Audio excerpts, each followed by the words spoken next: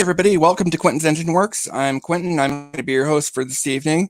Tonight's special guest, we have Mr. Bob Budiansky, the creator of the Transformer universe as we know it. Bob, welcome to the show, sir. Thank you for coming on. Oh, it's my pleasure, Quentin. Glad to be here. So when I told people you were coming on the show, my friends were going, "This is awesome." Can you ask him this question for me? Can you ask him that question? And when I told my wife about it, her response was a little bit different. She went more the route of, she was saying, that poor guy, considering how many questions I'm sure you have, I hope he gets a nap and a few Red Bulls in before the show. Otherwise, it's going to be a long night for him. So now I'm concerned. Okay.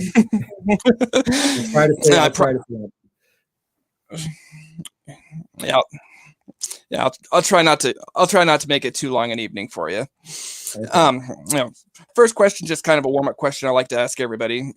There's not a geek out there that doesn't have their own personal Mount Rushmore of pop culture stuff. You can tell I'm a child of the 80s because my Mount Rushmore is Transformers, G.I. Joe, Star Wars, Lord of the Rings, and depending on the week, honorable mention would go to He-Man, Ninja Turtles, or Thundercats. Who's on your Mount Rushmore? So if you're talking about like brands, like it sounds like you're talking about franchises, brands. I mean, I grew up in the, I was a kid in the 60s, so I was a big James Bond fan. Nice. And then as things, they got a little older, early Star Wars movies, not the later Star Wars movies. I'd like to cut them off in the 1980s.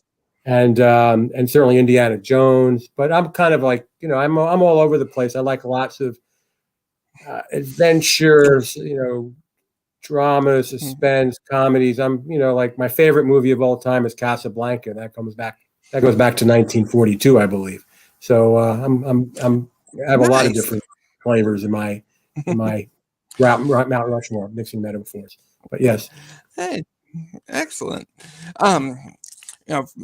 Regarding Transformers, over the years, I've heard a lot of different stories from a lot of different places, and there's some stuff that seems to overlap, and then there's other parts where it seems like the stories are conflicting. Can you fill us all in straight from the creator's point of perspective? How did that come to be? You need to understand that you and your audience need to understand that I was just a player in a very large stage, let's say. All right. Okay. So although I had a lot to do with creating some of the characters and some of the backstory for Transformers, and also I want to digress. I did not create the backstory. That was former Marvel editor-in-chief Jim Shooter. All credit goes to him. Okay. But I did develop characters and their profiles after that. But anyway, I would turn my work into Hasbro. And they would give it their stamp of approval. Okay. Usually, with some minor changes here and there, perhaps, but overall, they accepted my work. They made sure the names passed their legal hurdles that they had to pass. Make sure nobody else had copyrighted or trademarked something similar. And then once they approved it, I did the comic book work, and then somebody else, I guess Sunbow Productions, did the animation on the TV show and eventually the animated movie. I had nothing to do with that. They passed my work along to those people to use as they would, to use as they saw fit. But I didn't tell them, on the TV show you have to do this or you have to do that. I had no control over that. Oh, okay. I was actually going to bring up canon a little bit later on in the show, so we'll put a pin in that one and come back to it. Sure. In one of my old jobs, I worked with a guy that was, they were the personification of Starscream. They knew the job. They weren't actually a bad leader, but the inability to just keep their mouth shut and do what their boss tells them, that just always seemed to be lost on them. And I have to wonder with characters like Starscream and some of the others along the way, did you have somebody mentally in mind that you were going, this reminds me of this person, and what better way to, immortalize them, so to speak. I always, as a writer, I would always just kind of be a sponge of whatever was around me, whether it was television or movies or a book I read or a newspaper article. I just had to absorb all of these different influences and streams of information, and would come out in things that I wrote. And since you're specifically talking about characters, I certainly developed a lot of the characters based on other, whether they were fictional or real, other people, other characters that were out there in the ether, in my extended world.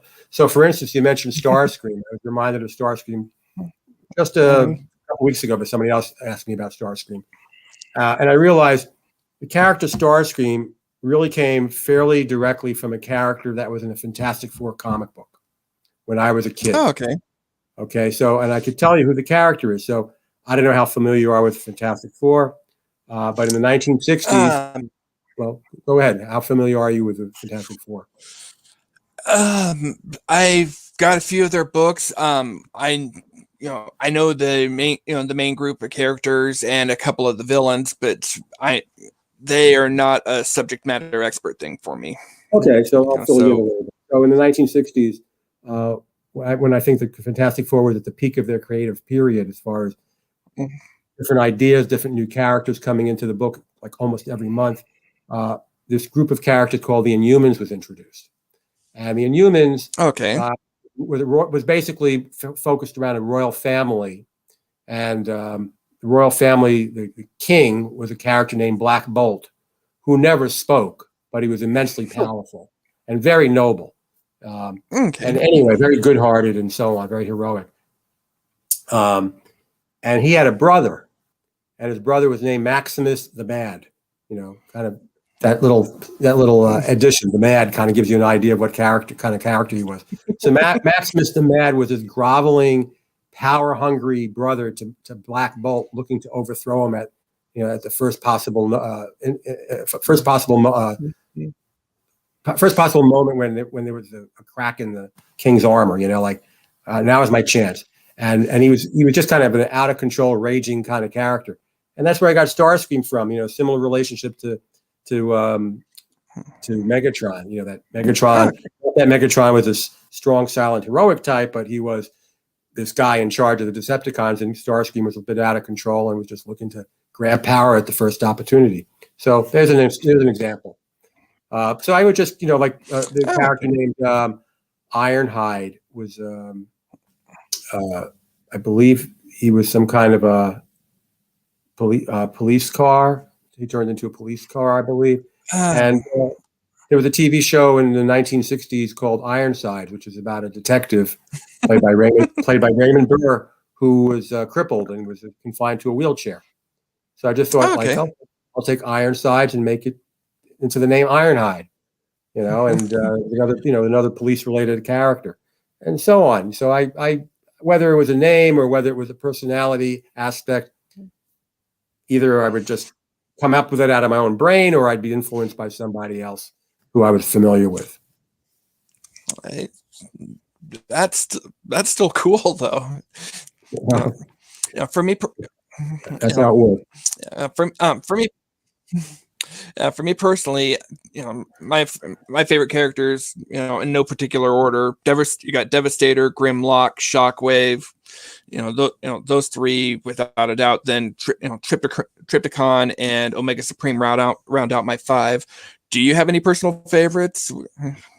Well, when I was writing the book, I was drawn to the characters that were in the stories that I thought worked the best, and I think it just turned out that this Blaster, one of the Autobots, was in some of my favorite stories.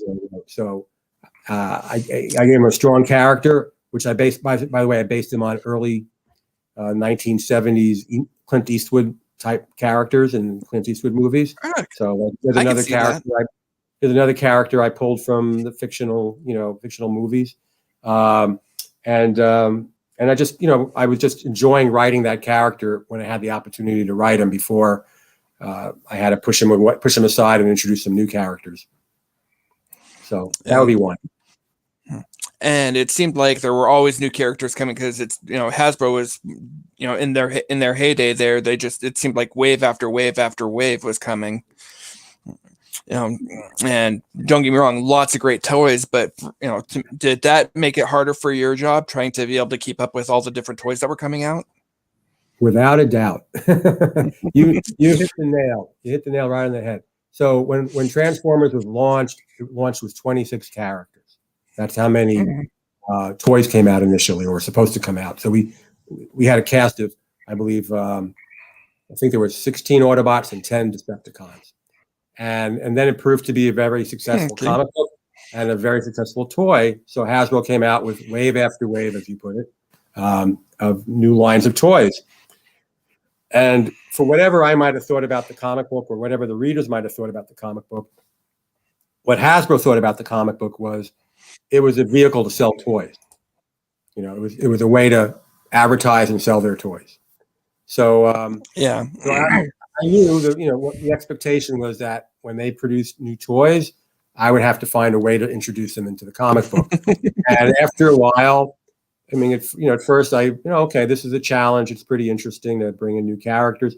But after a while, it was very overwhelming, because I would, as I was just saying about Blaster, I would write some stories I like about a particular character, and then I have to push them aside because I have to make room for all these new characters.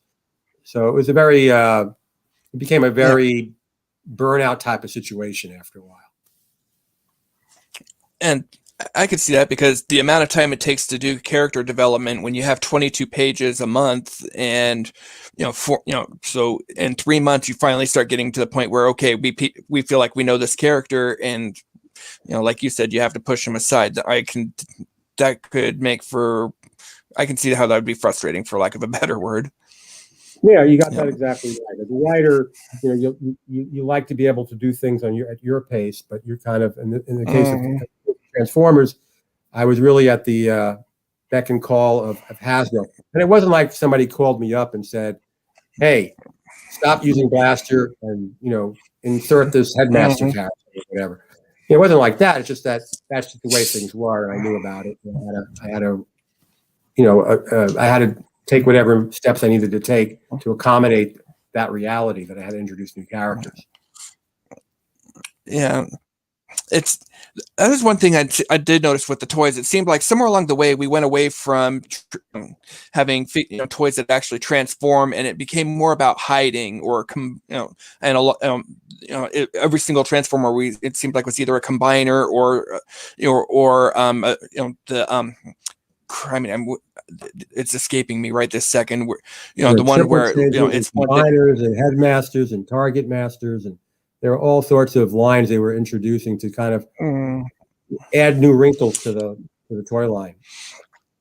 But I wasn't really so involved with that, other than having to come up with explanations for all these guys, come up with new characters, new profiles. And doing and for some of that can be hard, because when I'm writing about some of the things like that, when it's stuff where you're going, okay, that is beyond a reach. That's just because comics, it's like Hollywood music, the Hollywood movie magic, where you're going, realistically, but it's that moment that keeps the plot moving along. And for some of these things, the example I'll use is, for the horror movies, how many times have we seen Jason or Freddy get killed, and money brings back the deadest ghost? So because comics, they were able to come back to life. And it's and for some of the explanations, and I realized that with some stuff, if as a kid I was looking at going, you're kidding, right? I'm sure you had a few things where you'd be going, what? I just did the best I could with what was given to me. So if Hasbro came up with a new line of toys that their heads came off and they were humans inside, and I think essentially what the headmasters were, I had to come up with a story. Yeah. So it's just part of the process of being a writer. I can appreciate that. So So it wouldn't be a Transformers discussion if we didn't bring up the movies. Like I said, we'd put a pin in when you talked about, with the movies, especially, so with the 1980s animated one, you had zero input. They didn't let you do, weigh in on the personalities of any of the characters at all, even though we were getting a whole bunch of new ones. That was completely developed by the movies. I guess it was Sunbow Productions, by whoever put the movie together. It had nothing to do with it. The only thing I had to do with the movie, with the 1986, I believe, animated Transformers movie, was we adapted it into a comic book, and I was the editor of the adaptation. That was it. Oh, okay. Yeah. For the viewers out there that aren't familiar with the term canon, it's not just this big gun. It's also the understanding that a storyline, whether it happens in a TV show, a movie, a comic book, a novel, if it happened and got published, at that point it was a fixed point in time on the storyline. With for everything you were doing, with Transformers, canon pretty much got thrown out the window from the word go. Which, did that help you or hurt you? I think I was unaware of all of what you're talking about. I just wrote my comic book, and Hasbro approved it. And when I believe after the first season of the animated show, which, by the way, I never watched, so I don't even know exactly what's on. It wasn't for my demographic, frankly. I think after the first season, the Transformers moved off the Earth and went into some future outer space realm or something. I don't know. And Hasbro asked me, "Do you want to follow what they're going to be doing in the next season of the TV show?" And I said, "No, I'd like to continue doing what I'm doing." And they said, "Okay." So if they said okay, if it was okay with them, they're the boss, it's okay with me. So they let me do what I wanted to do. That makes perfect sense. And whether the TV show violated what I was doing, or whether what I was doing violated the TV show, made no difference to me. It was irrelevant to what I was doing. My job was to write the comic book. So I don't know what's canon and what isn't. That's up to the great Transformer masses out there. What they consider canon. Yeah, because there's some moments where, with the animated movie, you could tell it was okay. We need to get rid of a bunch of characters to make room for all the new toys, because or at least that's what it seemed like, because they had the 35 minutes.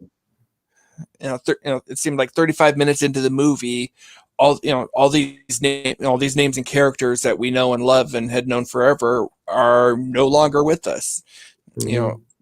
It's a Transformer movie, and you kill Optimus Prime 25 minutes in. To me, so it blew canon out of the water. I don't know, because obviously, even in comic books today, Optimus Prime is still alive and well. So, what is and isn't canon is a great question. I wish I had a better answer to that. Not for me to decide. I'm just a player. I don't make these decisions. Yes. That makes perfect sense. I know I might be the odd fan out there, but I actually liked most of the first Michael Bay movie back in 2006, and even the second one, with Revenge of the Fallen. There were a couple parts where I was going, yeah, but overall, I liked those two. What were your take on them? So I went to see the first movie in the theater, mm-hmm. and I was pretty taken by it. I liked it, and I thought my reaction was, this is like one of my comic books that I wrote with a very big budget. It had a very similar feel to it, and mm-hmm. It had the same. It had a similar balance of players in it, meaning like there were the Transformers and there was the human cast and there was a certain level of interaction. I liked it. There was a good sense of humor to it. I have to say, after the first one, the second one, which I don't remember if I saw it in the theater or saw it on television or whatever, but I thought that took a huge step down. I really didn't like it. Mm-hmm. And so I will say nice things about the first movie, and then I should stop talking. And I thought the recent Bumblebee movie was decent, was okay. I thought that was a comeback. But the rest of the other movies, and I don't think I even saw all of them, but I just wasn't taken with them. I thought they were silly. I thought the action, these were classic examples of what's called disaster porn. They just smashed a lot of things and couldn't tell who was who. The character, the actual Autobots and Decepticons, their renderings became so complicated that I didn't know what I was looking at or who I was looking at. At least in the recent Bumblebee movie, they simplified things a little bit to give the audience a break. So anyway, here's my answer. First movie I enjoyed, that I forgettable. Yeah. There were a couple of little things about the first one I didn't like.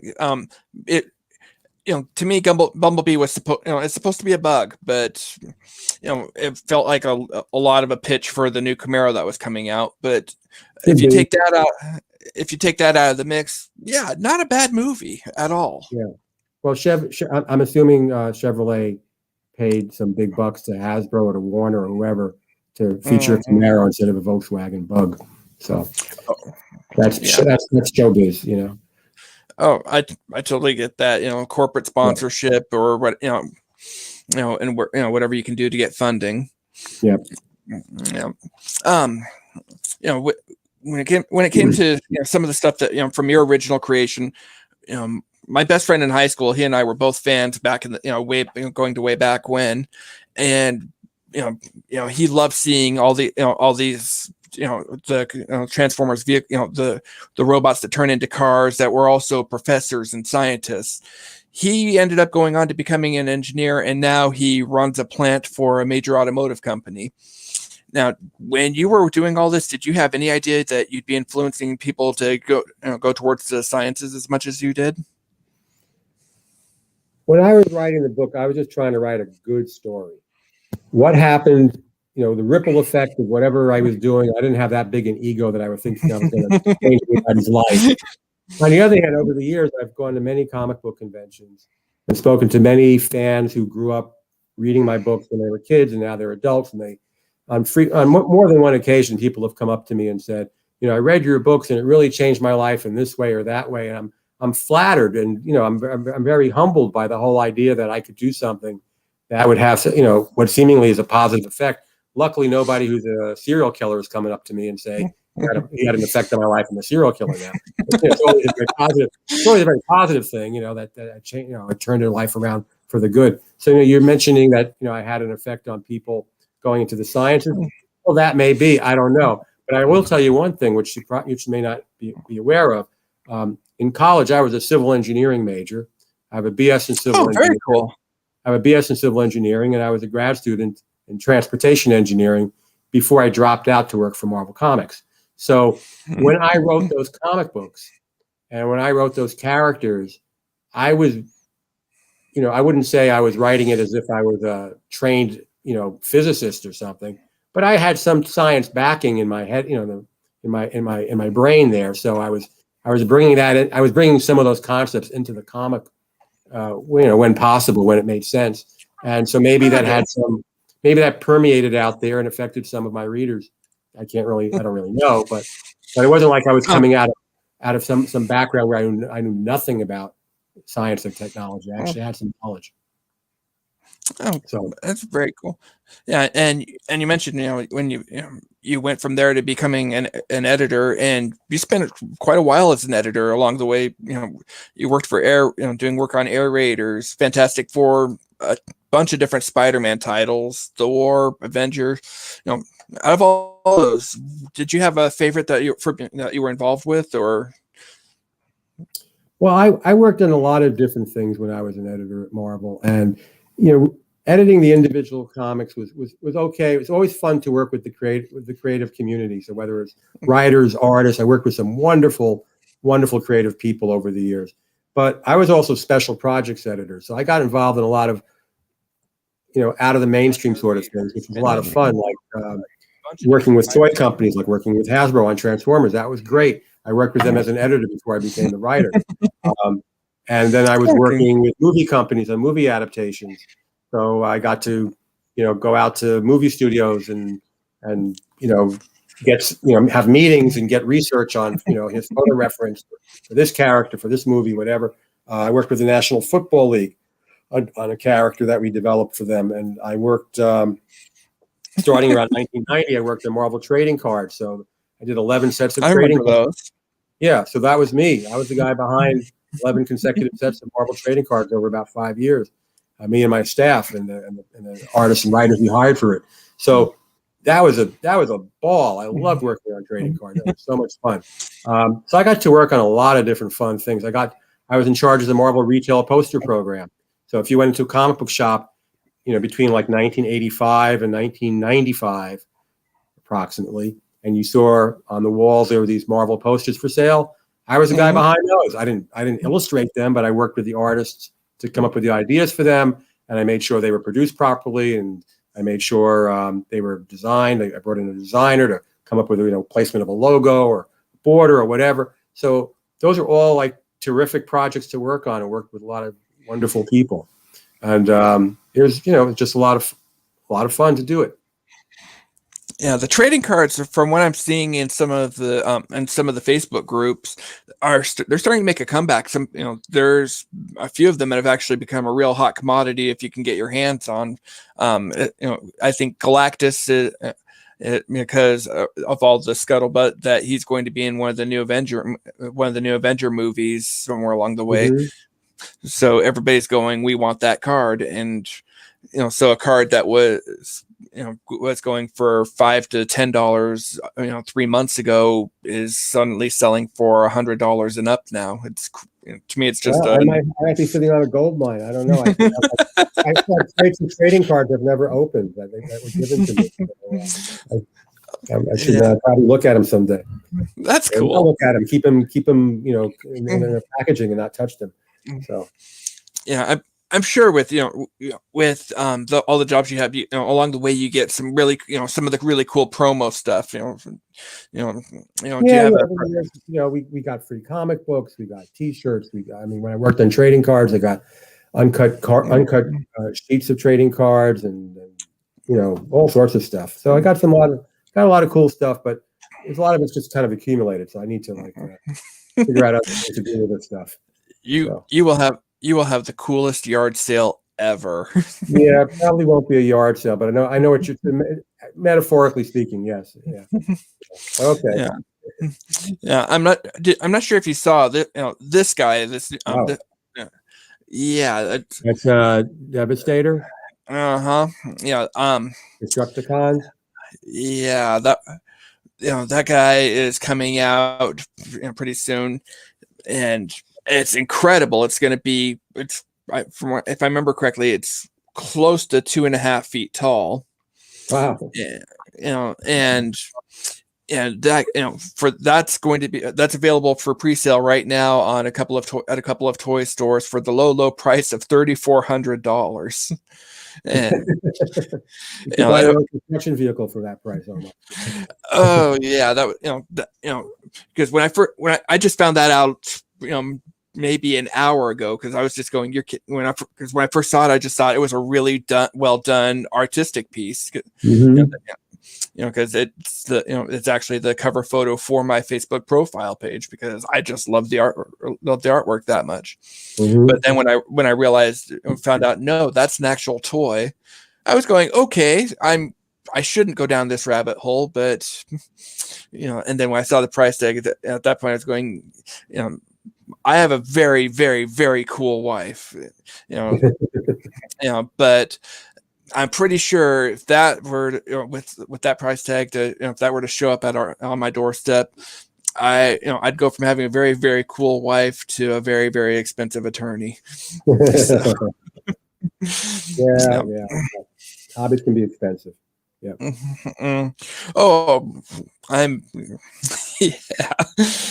Now in Indie Comics Dispatch, we do try to focus more on the small press publishers, because that's actually how part of our founding two people. One of them is a small press publisher. He runs Sovereign Comics, and and as part of that is, for you're a creator for one of the most iconic brands in history, or in the history of comics, at least, from the for the last 40 years. What would your advice be to somebody that's trying to get into the game? Yeah, that's a tough question for me to answer. I'll tell you why.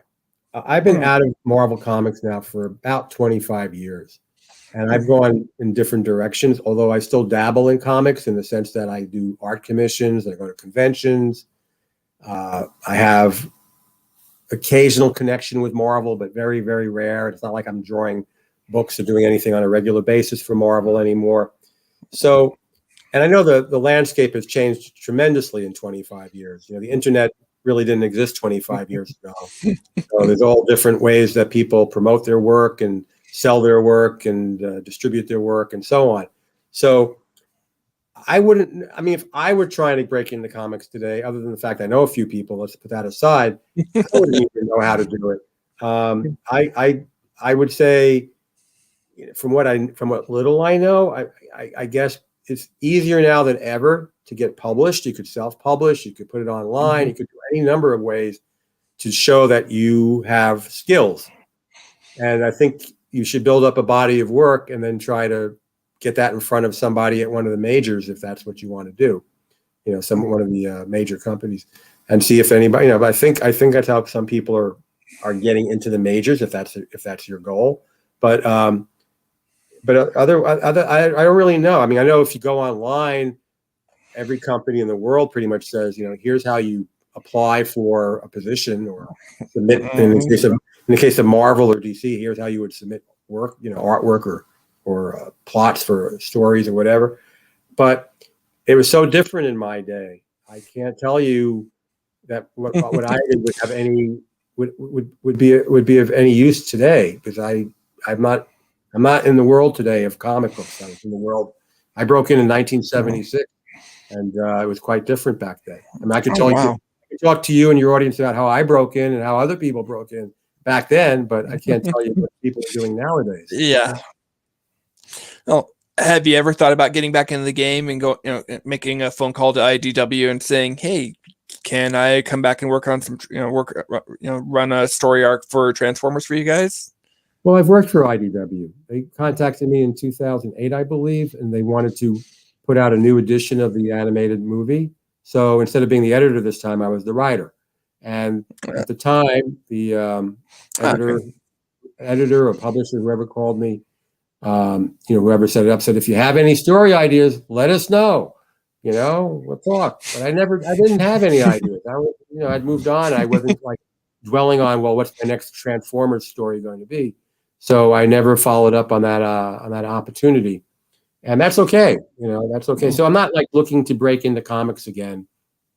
I have enough comic book work if I want it, because I have a lot of commissions that are piled up on my desk waiting to be drawn, or not really piled up on my desks, but metaphor, again, figuratively speaking, they're piled up in my list on my computer. People's requests for commissions. So I have plenty of things to do if I want to do it. Nice. Yeah. So, but I'm not looking to break back into comics. It's a tough field, put it kindly. Yeah. Well, I can totally understand from everything I've seen from some of the guys that are with the Dispatch, that are creators, watching them try to meet deadlines, and that's with one book for a Kickstarter. For when you're doing a monthly series, I can imagine the pressure must be that much more. Yeah, well, I did a monthly series both as an artist and as a writer, and yeah, it does take a certain amount of what's the word? You have to be dedicated, you have to be organized, you have to be committed, you have to put the time in, and you have to have the talent. So that limits it to a very few special people, frankly, to be able to put the work out. And I think nowadays, and again, I'm a little bit out of the industry these days, but artists are expected to do more than ever, because it used to be that more of the assembly line, which was, there was a pencil artist and an ink artist and a colorist, and now I think a lot of publishers expect the artist to do at least all the pencil and ink artwork, or whatever substitutes for that on a computer, and sometimes also the coloring. So that's even more demanding than before. You still expect, I guess you're still supposed to meet a monthly deadline in many cases. It's a lot of work. Yeah, I've seen a couple of titles from from Image, Mirka Andolfo's. She has a couple of titles where she's practically an army of one. She's the writer, she's the artist, the colorist, the letterer, everything. And I'm just going, my goodness, when do you have time to sleep? Yeah, I could understand that. I used to draw Ghost Rider, and that was my only job at that time. And I was up till 2 a.m. every night drawing Ghost Rider, and still having trouble meeting my deadlines. Now, on the other hand, there among my generation of artists and before, there were guys who were like machines, like John Buscema could do 8 pages of layouts a day, which were very loose pencil drawings. And so he was just an incredible talent. And people like John Byrne could do a couple pages a day, much tighter, more detailed. But I could never do that. Maybe if I stuck to it, I would have gotten to that point at some point, but I never did. On the other hand, writing a book for me was a lot easier. So I could more easily keep a deadline writing a monthly title than drawing a monthly title.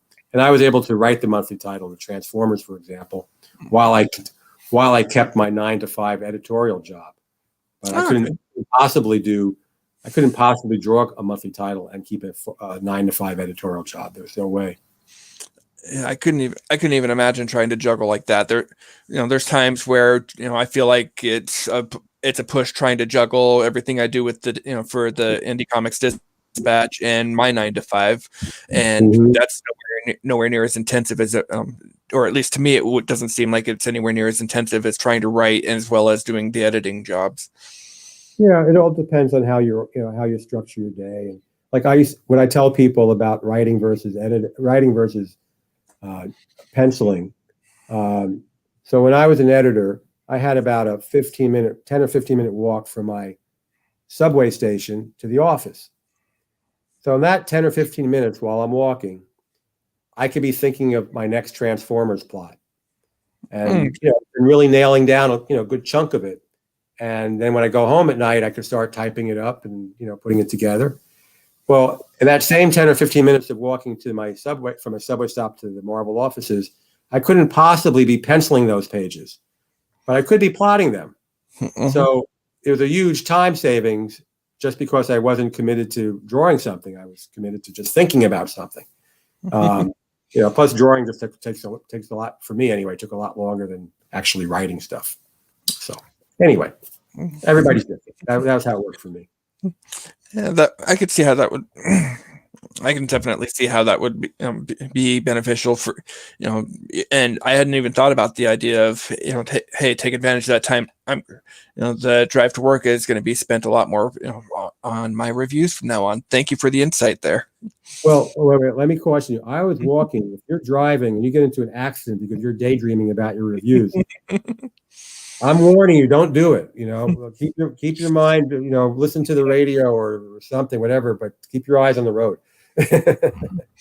Yeah. No, I think I hadn't thought about that part of the equation. Yeah. I don't want to feel guilty if you crash into something. Yeah.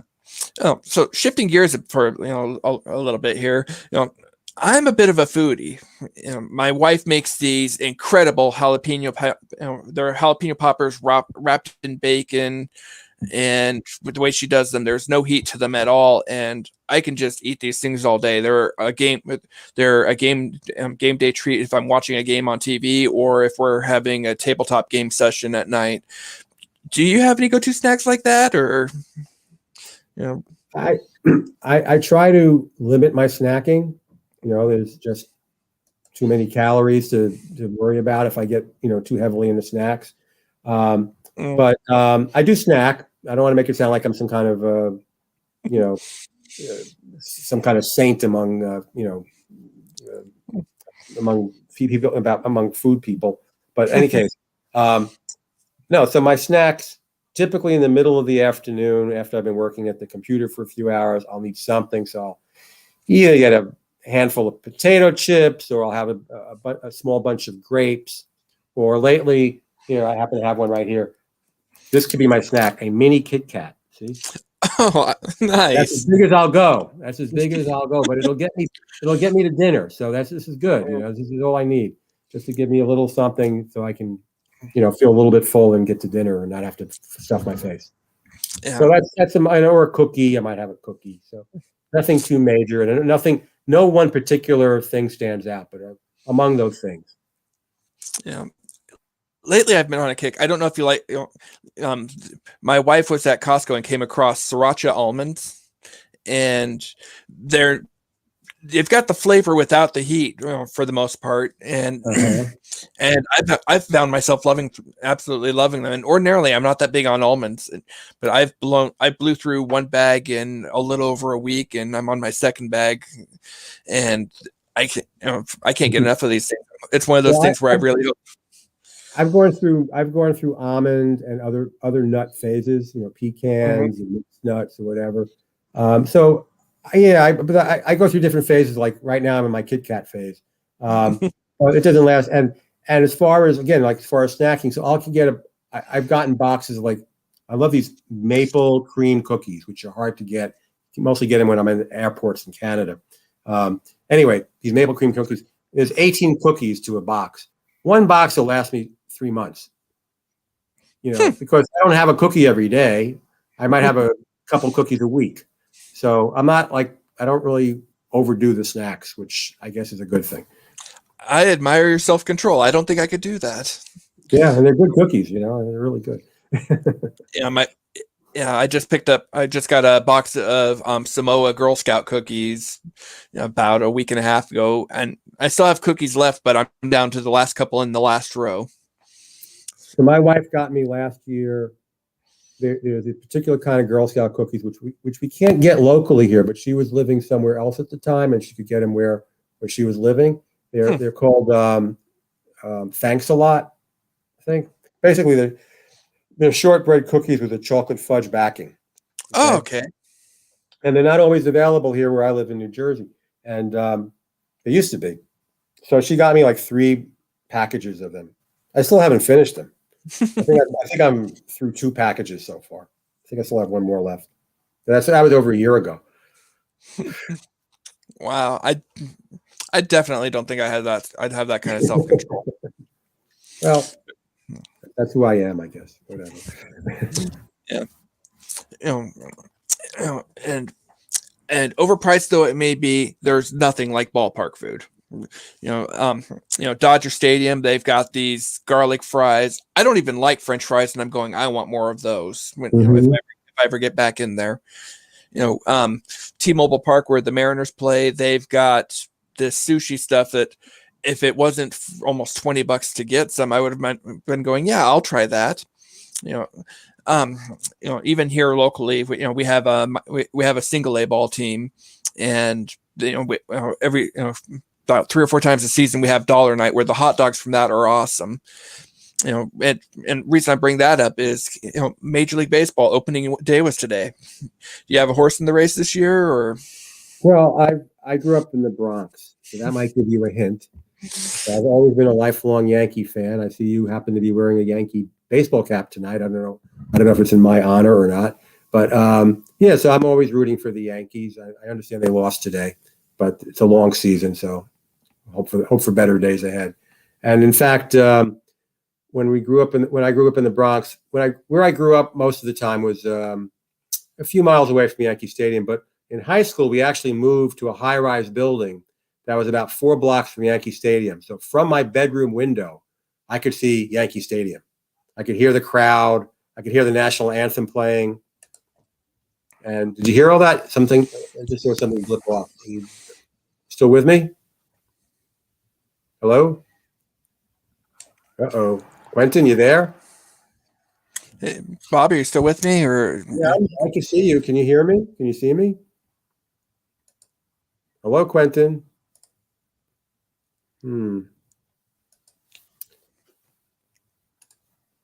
Quentin?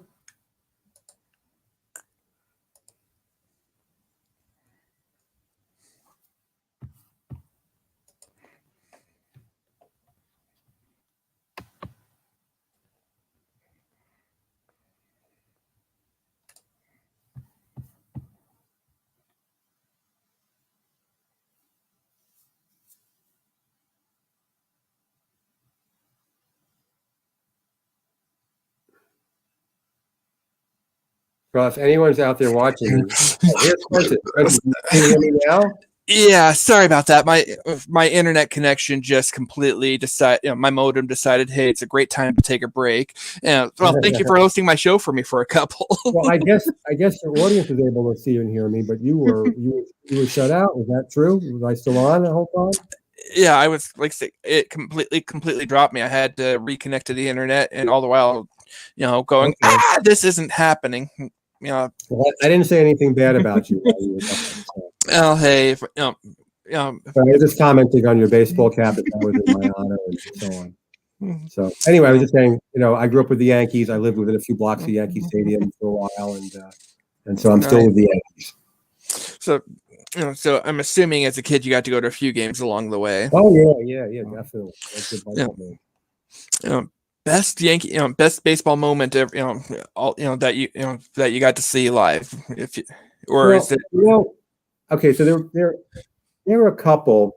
I'm not sure one it really stands out more than the other, but I went to the '77 World Series, a couple of games, which I don't remember if there's a particular moment, but it was a lot of fun. Yeah. But I think what even stands out more was in 1969. The New York Mets, and I was a fan of the Mets won the World Series. The amazing Mets that year, I remember. Amazing Mets, right. So I went with a couple of friends to 2 games in 3 days when the Mets were starting to get hot, and they were facing the Chicago Cubs. And the Cubs were in first place for most of the season until the Mets caught up with them. And this was, I think, in June, I'm guessing. I think it was in June.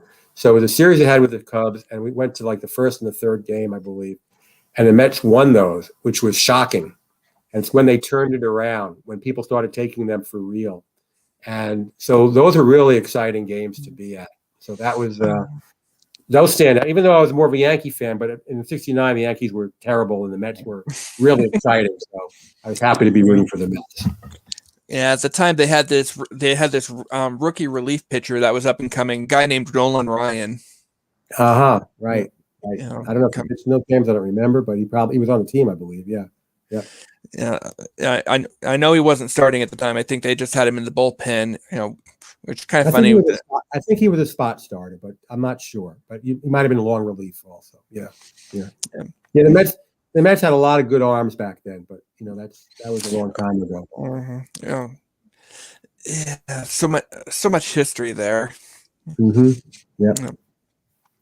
Yeah. Now, so before COVID-19, were you big on going to Comic-Con, or is it kind of take it or leave it? When you say Comic-Con, do you mean specifically the one in San Diego, or are you talking about? No, I'm talking in general. The one in San Diego, that's a really bad pipe dream, because even if you can get tickets, you're sleeping on the street because the hotels are anywhere in a 20-mile radius are booked. Well, I'm not going to be sleeping on any street. No, okay, so. I went to a lot of cons working for Marvel, because Marvel would send me to conventions, including the San Diego convention every year for a long time. And then I was out of comics for a number of years. And then people from conventions would start inviting me as guests, being a guest. So I started going to comic book conventions, Transformers conventions, and they're fun. I like them. I don't go out of my way seeking them. I think the most I've ever done in 1 year is about 6, which is maybe about 3 or 4 years ago. So they're fun. What's fun about the two things that are most fun about it are I get to meet up with old colleagues, old colleagues that I worked with at Marvel in one capacity or another, as well as meeting new people in the industry through people I know. So that's a lot of fun, hanging out with those people. The other fun part is meeting the fans, people who grew up on my work, and now I'm meeting them in person, and they're telling me, like I said earlier, how my work had an effect on them. And so it's really wonderful hearing all these stories and the fact that these fans got so much out of what I did. And so that's a nice little ego boost. So yeah, it's a lot of fun. I like going to cons. I don't seek them out. I don't go to every con that invites me. I have to consider if I'm going to go to this con, sorry, but I'm a bit of a mercenary. What's in it for me? Is it going to be something that's going to be worth my time? Because otherwise I have other things I could be doing on weekends. I can appreciate that. Yeah. So I don't go there as a fan. The only convention that I go to where I'm not a guest is the New York City convention. at the Javits Center, and that's because it's such a big convention, and I do run into a lot of people I know there. So that's the one convention where I don't expect to be invited as a guest because there's a lot of other people that are inviting as guests.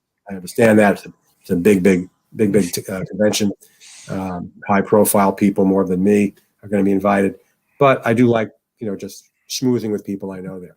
So that's that's it. And in fact, a year ago, the weekend of March 20th, I was supposed to be going to a Transformers con in Orlando, and guess what happened that weekend? Everything got locked down a few days earlier, so I didn't go. Yeah, for me, I was supposed to be in at Emerald City Comic Con a little bit earlier. It was roughly like March 11th, 12th, 13th, something like that of last year. The weekend before, yeah. And it was, in some ways it saved me a lot of money, and in others it cost me a lot of memories, because there were some some of the celebrity meet and greets. Karen Gillan, who plays Amelia Pond in Doctor Who, and as well as being Nebula in the Avengers movie. She was supposed to be at the con, so I was going, yes, I finally get to meet her, and well, hey, that didn't happen. Right. But, I would expect that better times are ahead, and things will normalize, and conventions are already starting up again. I don't think they're at the scale that they were prior to the lockdown, but they'll come back. Yeah.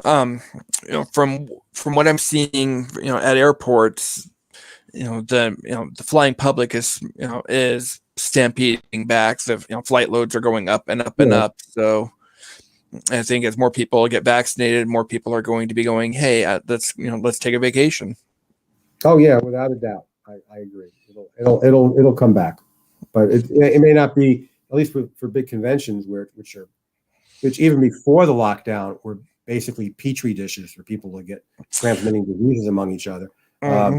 Even before that, but once things stabilize and people feel safe going into a crowded environment like that, they'll come back. But that'll be a lagging indicator. In other words, there's going to have to be a lot of people vaccinated, and and COVID's going to have to fade away as just another flu virus before like you're going to get a lot of guests.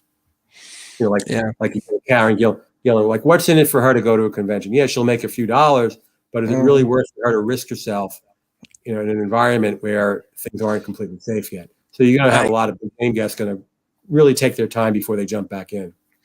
I agree wholeheartedly. I've got tickets for Rose City Comic Con and that's going to be coming in September. And honestly, I was surprised. George Takei has already said he's going to be there, which mind you, I'm going, okay.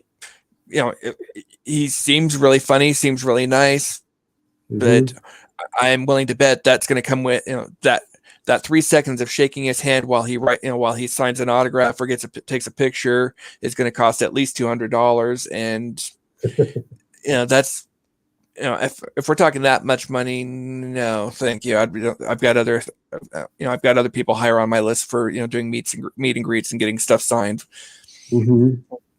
Okay. Yeah. Let's see. For 2020, like we're talking about, with cons being canceled, things like that, it was kind of a down year. On top of that, a lot of other stuff happened.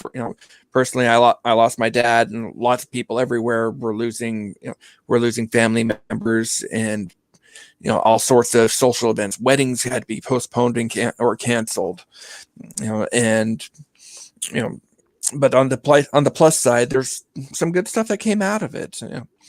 At least, for me, one of the plus sides was I ended up getting a job working in a field that I'm actually loving and getting a step closer to being able to do what I love full time.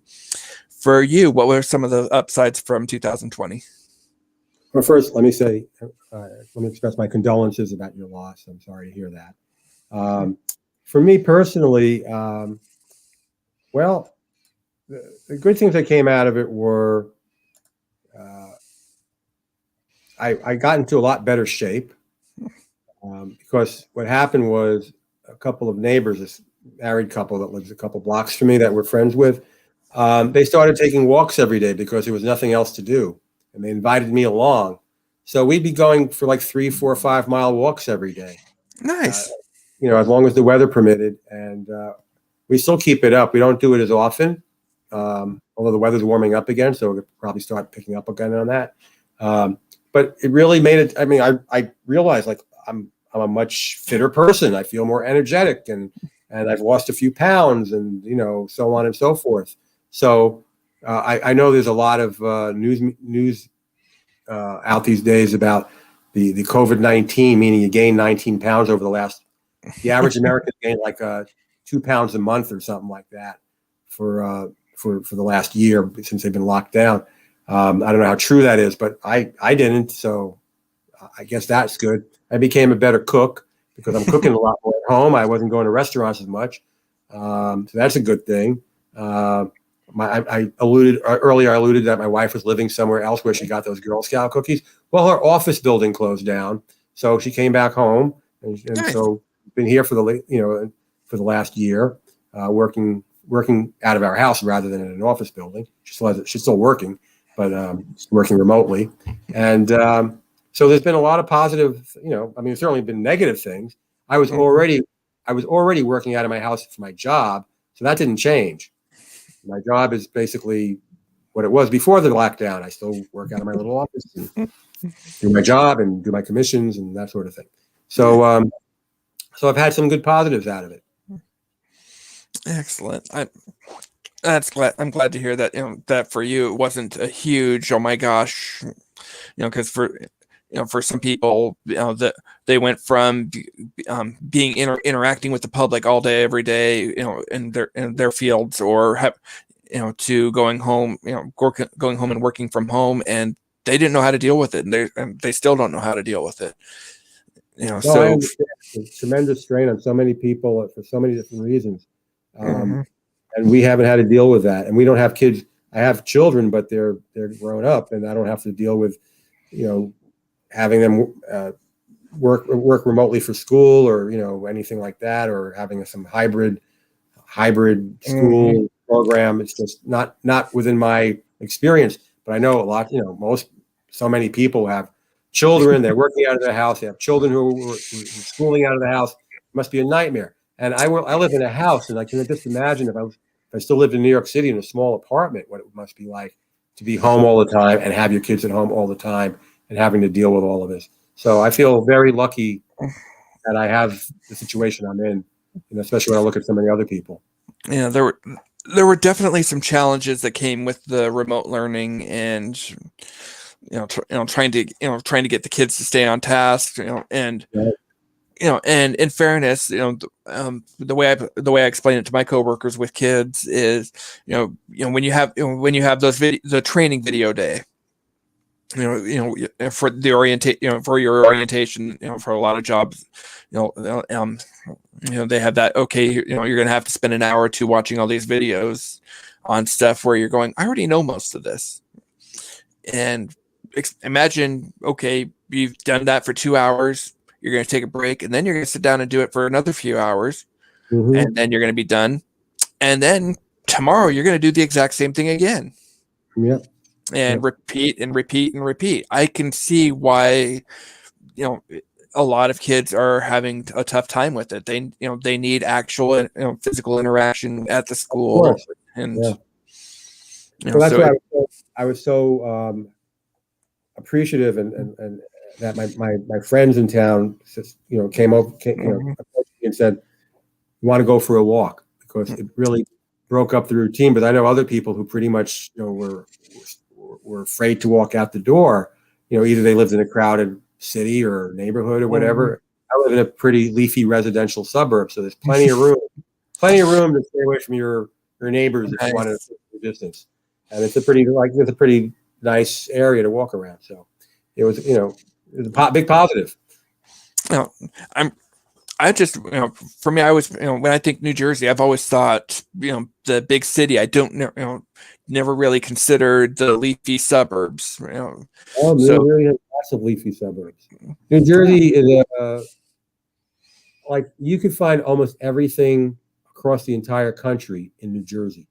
You could find beaches, you could find forests, you could find hills, you could find mountains, not the Rocky Mountains, but there's the mountainous areas.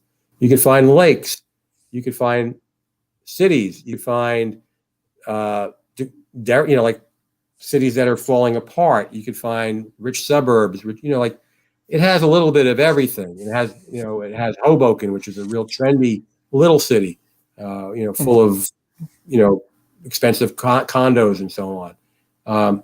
So it really has a little bit of everything. And but where I live is, we're only I'm about a 30 or 40-minute drive outside of New York City, and it's a beautiful suburb. It's just just everybody. That's perfect.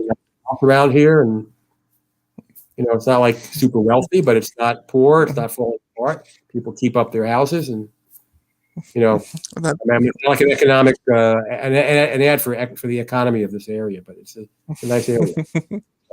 But it certainly isn't a crowded city. Now, one of the things I like to do with every single guest I have that comes out on the show, I have what I call the forest board. It's we have all the different. Sorry, see if I can do it better. All the different Star Wars movies that we've had the original trilogy, with 4, 5, 6, the prequels, the Disney, the Disney versions, with 7, 8, 9. On top of that, we've got Solo, the Ewok movies, and Rogue One. And do I have to watch all of those? I haven't watched all of them. No. Where would your name go on that board for a personal favorite? Oh, that would be The Empire Strikes Back. What makes you say Empire? I just think it has it has great personal relationships throughout the movie. You're meeting Yoda. You're seeing something develop between Leia and Han. You're getting more background on Darth Vader, especially the finale where you find out who's your daddy. Okay, I mean it's just full of spectacular personal moments. Plus, visually, it's wonderful. It moves from scene to scene. It's just a driving, like a tidal wave coming over you. It's just like one thing after another after another. It starts with that incredible ice world sequence. I mean, it just blew me away, and so I have a hard time finding any fault in it. It's just, and it's wonderfully written. The first movie is a lot of fun, but it's more clumsy in its writing. It's much better, the second, and the acting is improved in the second. Just the Empire it just clicks on all cylinders for me. Excellent. Yeah. I don't pass judgment. I just, I ask. The reason I ask why is because okay. With some of the newer movies, the newer 3, I might pass a little bit of judgment, but for any of the others, you can make a legitimate argument for all. Even the Ewok movies, I could see an argument for with Caravan of Courage and the Ewok, the Battle for Endor. You can make an argument for why that was. But look, Hollywood makes movies, and they hope there's an audience for any movie they make. So any movie you name is going to have an audience that says that's my favorite, especially Star Wars, where people are so passionate about it. Oh, absolutely. But I'll be honest about Star Wars. I mean, the third one, Return of the Jedi, which I think is a pretty good movie. It fell down in places, but it's still a pretty good movie. But all the sequels and prequels that came after that, and the Rogue One and the Han Solo movie, and I could put them all in the same basket. And they're completely forgettable to me. I prefer. I do have preferences a little bit here and there for a couple of them, but I just think that they're just either the prequels were all really dense and moved very poorly and had some really poorly conceived characters, and the acting was atrocious, like literally atrocious in places in the prequels.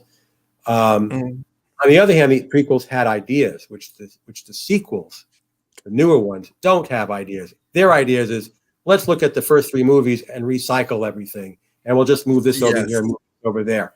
And I'm sorry, that doesn't do it for me. And and I could care less about the new characters they've introduced. So that's just my opinion. I'm not trying to influence anybody, but as I said, once I got past the original trio, I was very disappointed mostly with what came after that. Actually, to me, you hit the nail on the head there, because especially with 4, 5, 6, Luke, Han, Leia, Chewbacca, even Lando to an extent, these are your friends. And personally, I had no emotional connection to, I wasn't going, yes, I can see Rey being, as a friend. I see Finn, I see Poe, and especially almost all of Finn's relationships, whether it was Poe, Rose, or Rey, it felt so, pardon the pun, forced. Yes. Yes. Correct. And I agree. Yeah. And so it just, I agree completely that that was where it felt like they were making things up on the fly. It was like a really bad, playing D&D with a really bad dungeon master that, we're gonna be over here and we're gonna watch all this stuff, and we're gonna spend 25 minutes breaking this guy out of a cell on this ship that has nothing to do with, and as soon as he's broken out, we never see him again the rest of the franchise. What was the point of getting him out? I don't remember specifics, but there were a couple of characters that were developed in the sequels that didn't go anywhere. Like, okay, you could have just taken this character out of the movie or the movies and wouldn't have made much difference. Yeah. Oh well. Yeah. But yeah. Hard for me to dwell on them because I've forgotten so much about them. But I still know the original trio pretty well. For me, Jedi was always a personal favorite just because all of the memories that came with that. I was the perfect age for it. And I remember Dad taking it. You liked the Ewoks. I'm sorry? You were the perfect age. You liked the Ewoks. You liked the fighting teddy bears. For me, it wasn't even so much the Ewoks. I loved Jabba's palace and all the different creatures in there. That was great. I still have my toy Rancor front that I got for Christmas that year. It's under glass next to a toy at in another part of the room I'm in. So to me, I touched something and I have to untouch it. Hey, Bob, after when we, a couple days from now, we'll do on everything, and your laptop have a chance to charge up, But for this evening, hey, thank you very much for your time. Can't wait to talk to you again on a future date.